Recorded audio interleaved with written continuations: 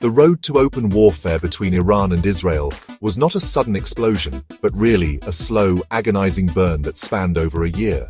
The shadow war, long fought through proxies and covert operations, burst into the open on April 13, 2024. On that day, the world watched in stunned silence as Iran launched its first-ever direct military assault on Israeli territory. Hundreds of drones and missiles streaked across the night sky, a terrifying spectacle aimed at overwhelming Israel's vaunted air defenses. With critical assistance from the United States and other allies, most of the projectiles were intercepted, but a dangerous new precedent had been set. The unspoken rules of engagement had been torn to shreds, and the region stood on the precipice of a much wider, more devastating conflict. Israel's response was swift, though measured. On April 15, 2024, Israeli warplanes conducted a series of precise retaliatory strikes against military facilities near Isfahan, Iran. The attack was designed to send a clear message. Israeli military reach could penetrate deep into Iranian territory, targeting sensitive sites at will. This direct exchange marked a fundamental shift, transforming the long-simmering rivalry into a hot war. The months that followed, from May to June 2024, saw a relentless escalation.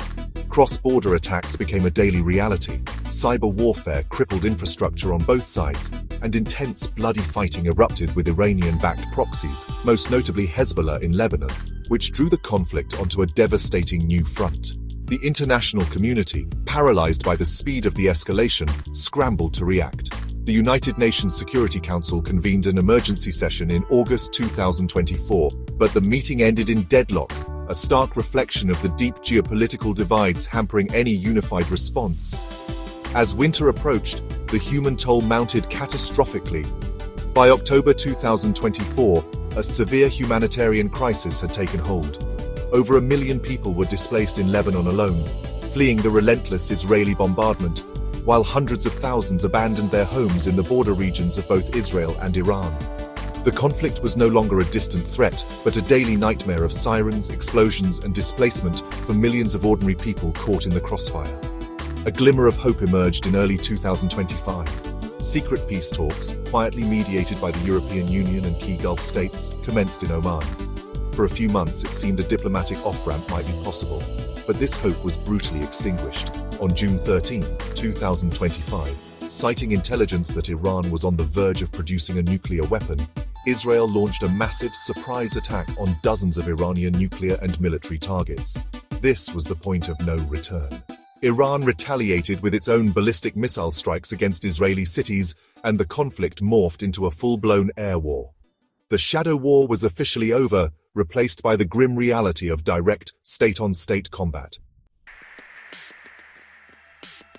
The roots of the Iran-Israel war run deep, entwined in a complex web of military strategy, political rivalry, and ideological animosity. From a military perspective, the primary catalyst was Israel's unwavering conviction that Iran's nuclear program represented an existential threat. For years, Israeli leaders had watched with growing alarm as Iran enriched uranium, developed more advanced centrifuges, and expanded its ballistic missile capabilities. The intelligence assessments presented to the Israeli War Cabinet in the spring of 2025 painted a dire picture. Iran was allegedly just weeks away from having enough fissile material for a bomb. This belief triggered Israel's long-standing doctrine of preemption, the principle that it must act decisively and unilaterally to neutralize any threat that could endanger its very existence. Politically, the war is the violent culmination of a decades-long struggle for regional dominance.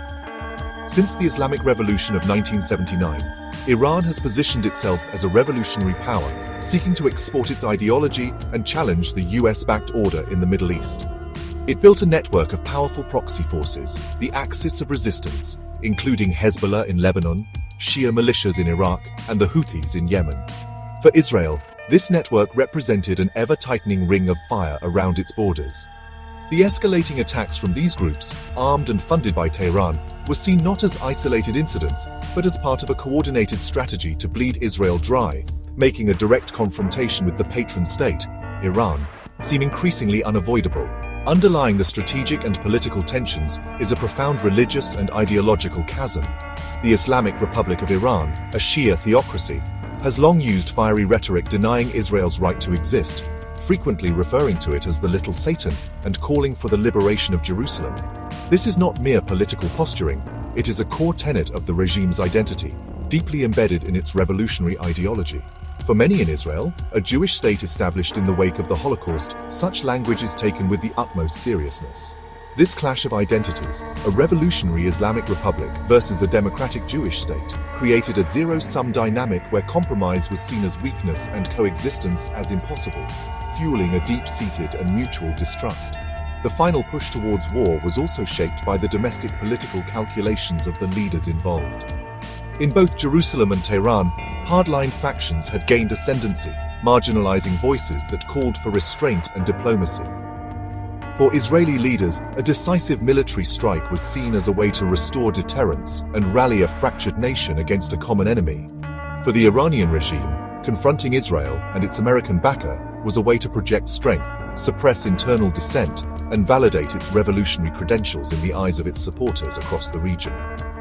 In this volatile environment, the logic of escalation overwhelmed the fragile prospects for peace, making open conflict seem not just possible, but necessary.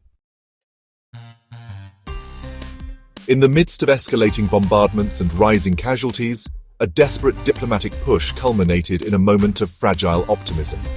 On June 20, 2025, a ceasefire agreement was formally announced in Geneva, Switzerland. The declaration was not made by the warring parties themselves, but by a coalition of exhausted international mediators who had worked tirelessly behind the scenes.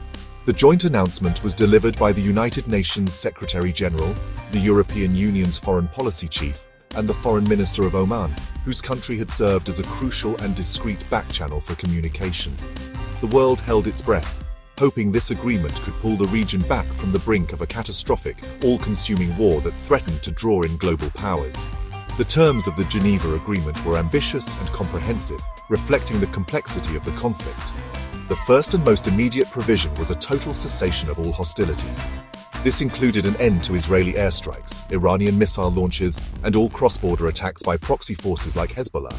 Beyond the immediate halt to fighting, the agreement demanded a withdrawal of Israeli forces that had pushed into southern Lebanon to create a buffer zone. In exchange, it called for a verifiable stop to all Iranian arms shipments to its regional proxies, a key Israeli demand aimed at dismantling the axis of resistance over the long term. To enforce the truce and prevent a rapid return to violence, the agreement laid out a plan for a significantly expanded and empowered United Nations peacekeeping force. This force would monitor a newly established demilitarized buffer zone in southern Lebanon, with a mandate to prevent any armed presence other than the Lebanese armed forces and UN personnel. The goal was to create a durable separation between Israeli forces and Hezbollah fighters, addressing the primary flashpoint that had sustained the conflict for months. This robust international presence was considered essential for building the confidence needed for the ceasefire to hold beyond a few hours or days. Crucially, the Geneva Agreement was intended to be more than just a pause in the fighting. It was designed as a bridge to a broader political settlement. A core component of the deal was a firm commitment from both sides to resume comprehensive nuclear negotiations within 60 days. This clause was a direct attempt to address the original casus belli, Israel's fear of a nuclear-armed Iran.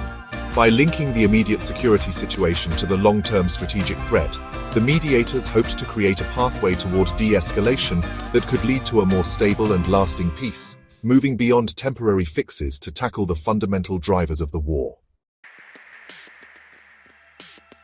The hope ignited by the Geneva Agreement was extinguished almost as quickly as it appeared. The ceasefire, declared on June 20, 2025, was born into a world of profound skepticism, and its collapse was both swift and violent. Less than 48 hours after the ink had dried on the agreement, the fragile peace was shattered. The first violation came from southern Lebanon, where Hezbollah, Iran's most powerful proxy, launched a volley of rockets into northern Israel. The group issued a statement claiming its actions were a response to repeated violations of Lebanese airspace by Israeli surveillance drones, which they argued constituted a breach of the ceasefire's spirit, if not its letter. This act immediately reignited the very cycle of violence the agreement was meant to stop. Israel's reaction was predictable and immediate. The Israeli Defense Forces did not hesitate to retaliate, viewing the Hezbollah rocket attack as a deliberate and cynical test of its resolve.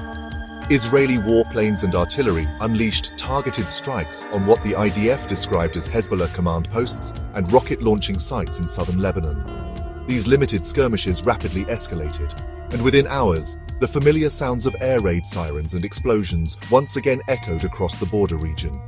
The ceasefire, which had been announced with such diplomatic fanfare in Geneva, had effectively collapsed on the ground before its monitoring mechanisms could even be fully implemented. The most devastating blow to the ceasefire, however, came not from a proxy, but from a global superpower. On June 21st and 22nd, the United States, which had publicly supported the diplomatic effort, executed a massive military operation codenamed Operation Midnight Hammer. This direct intervention rendered the Geneva Agreement utterly obsolete. The US strikes were a clear signal that the Trump administration had lost patience with the diplomatic process and had decided to take matters into its own hands to neutralize Iran's nuclear capabilities. The international mediators who had brokered the deal could only watch in dismay as their efforts were undone by unilateral military action. The aftermath of the US strikes was a cascade of further violence that buried any remaining hope for the ceasefire. Iran, feeling betrayed and attacked, responded by launching a significant missile barrage at the Israeli cities of Tel Aviv and Haifa. This was a direct state-to-state retaliation, proving the conflict had moved far beyond the proxy battlegrounds of Lebanon. Israel, in turn, conducted its own retaliatory strikes on Iranian soil, hitting the Fordo nuclear site and the notorious Evin prison in Tehran. The brief 48-hour window of peace was forgotten, replaced by an even more intense and dangerous phase of the war. The ceasefire was not just broken, it was annihilated. America's role in the Iran-Israel war, transformed dramatically and decisively with what became known as Operation Midnight Hammer. For over a year, Washington's involvement had been, carefully calibrated, focused mainly on providing support from a distance. The United States supplied Israel with vital military aid, including advanced missile interceptors for its Iron Dome and David's sling systems, as well as precision-guided munitions for its Air Force. Furthermore, American intelligence agencies shared real-time data on Iranian missile preparations and proxy movements, which gave Israel a critical edge. Politically, the United States used its diplomatic muscle at the United Nations to shield Israel from international censure, while also deploying naval assets, including aircraft carrier strike groups, to the eastern Mediterranean, as a show of force to deter a wider escalation. But this posture of supportive non-intervention shattered on the night of June 21, 2025. The Trump administration, after concluding that Israeli strikes had not been sufficient to eliminate the nuclear threat and believing that Iran would never negotiate in good faith, authorized direct military action. Operation Midnight Hammer was, honestly, a massive and complex assault, involving 125 aircraft, including B-2 stealth bombers that flew from bases far outside the region. These bombers, along with submarine-launched cruise missiles, targeted 3 of Iran's most critical and heavily fortified nuclear facilities: the underground Fordo fuel enrichment plant, the Natanz enrichment complex, and a related facility in Isfahan. It was a clear and unambiguous entry into the war.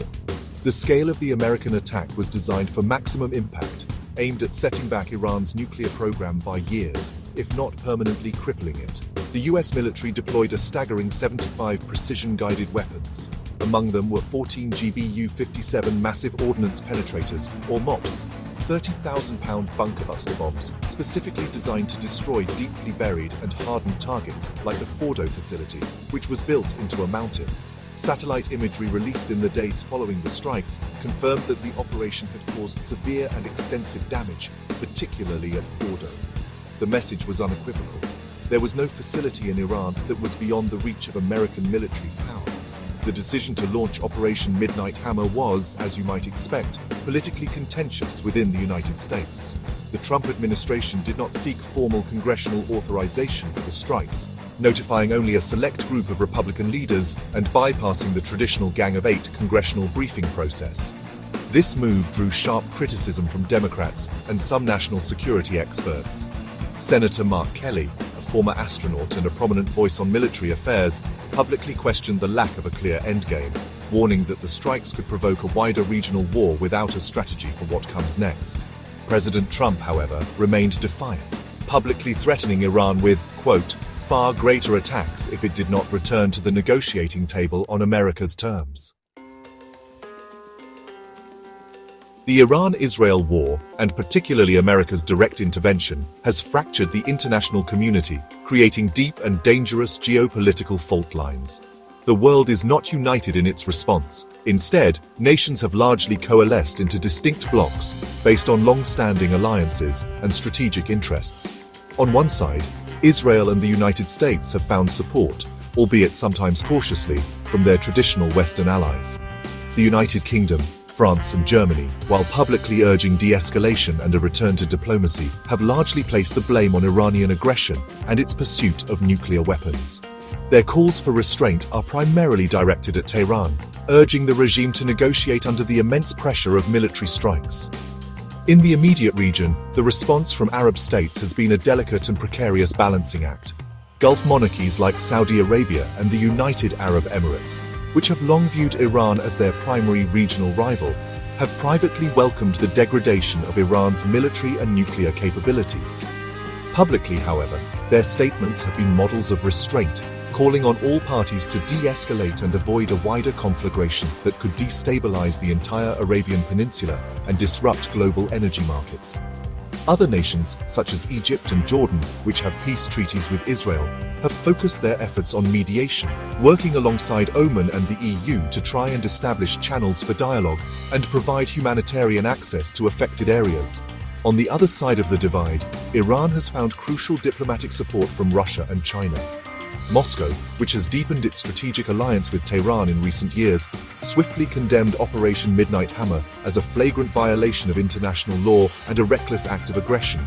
Russia's foreign minister hosted his Iranian counterpart in Moscow in a public show of solidarity, accusing Washington of deliberately sabotaging the Geneva ceasefire. China, while adopting a more measured tone, has also criticized the US strikes and called for immediate restraint. Beijing's primary concern is regional stability, as it relies heavily on Middle Eastern oil and has significant economic investments in Iran through its Belt and Road Initiative. Beyond the major powers, other nations have taken positions reflecting their own complex relationships. Pakistan, a fellow Islamic republic with a powerful military, has offered strong rhetorical support for Iran and condemned the attacks on a fellow Muslim nation, but has stopped short of any tangible involvement. The war has thus created a starkly divided world. While countries like Oman and the EU desperately try to build bridges, the major global powers appear to be digging in, reinforcing their respective alliances. This global polarization makes a unified UN-led peace process exceptionally difficult, as any proposed resolution is likely to be vetoed by one side or the other. Beyond the strategic calculations and geopolitical maneuvering, the Iran-Israel war has inflicted a devastating and tragic toll on the civilian populations caught in its path. The human cost of this conflict is staggering. Since the escalation began in early 2024, it is estimated that over 12,000 people have been killed.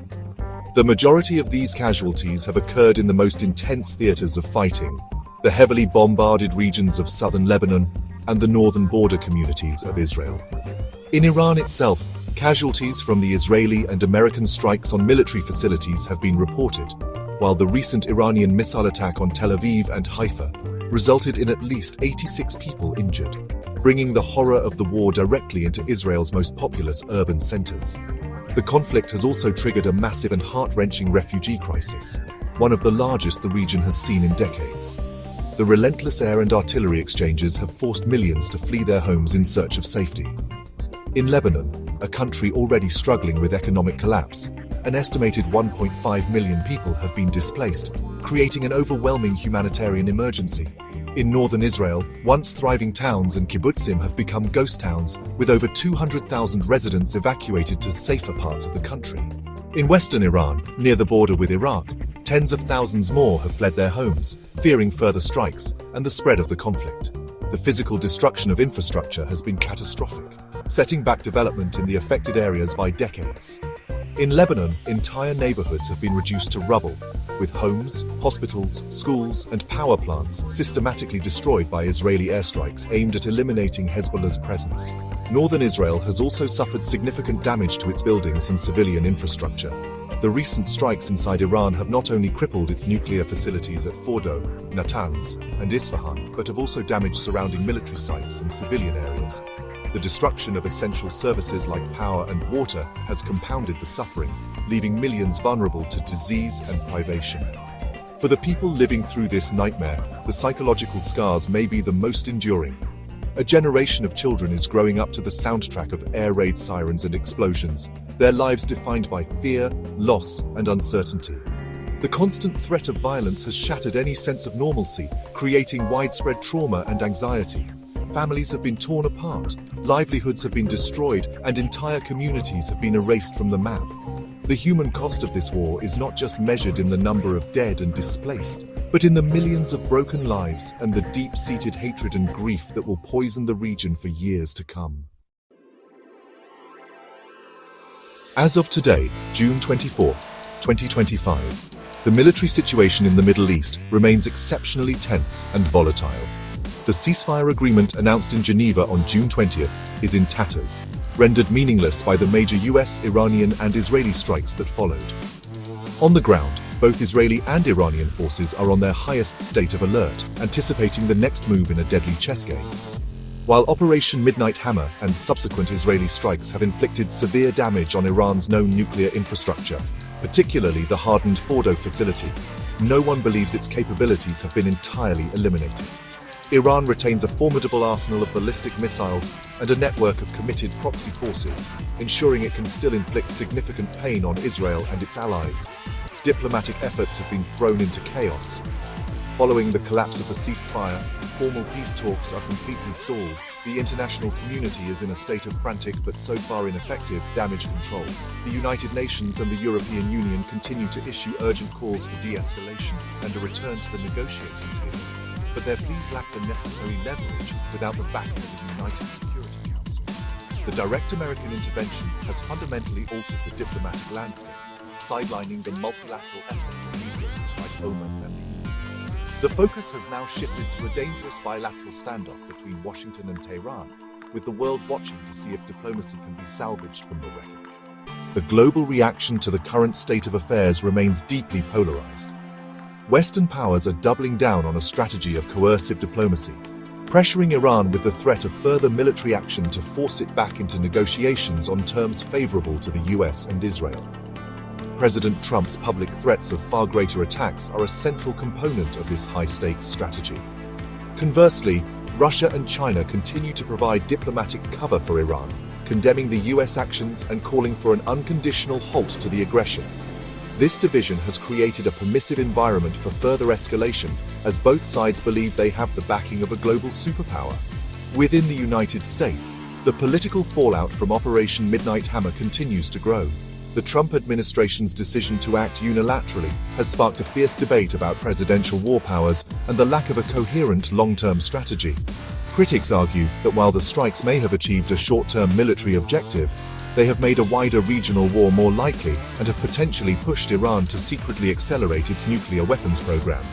The current situation is therefore defined by extreme uncertainty. Militaries are poised for further conflict, formal diplomacy is frozen, and the world is divided, leaving the entire region suspended in a state of high alert. Looking ahead, the prospects for a lasting peace in the Middle East appear grim, with most experts warning that the region is closer to a wider war than at any point in recent history.